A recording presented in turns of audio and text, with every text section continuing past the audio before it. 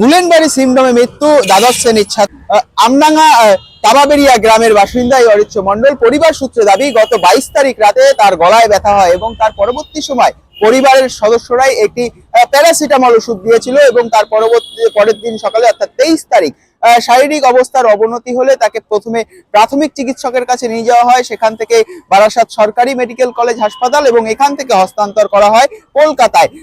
সেখানে গিয়ে কলকাতায় এনআরএস হাসপাতালে ভর্তি করে পরিবারের সদস্যরা।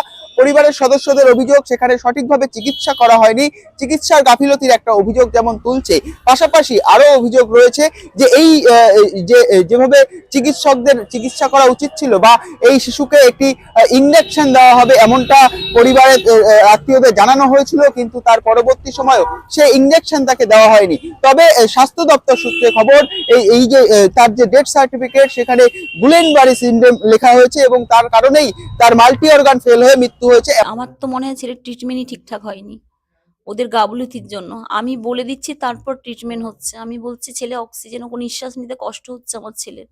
আমি বলার পর তারপর ওনারা অক্সিজেন দিচ্ছেন।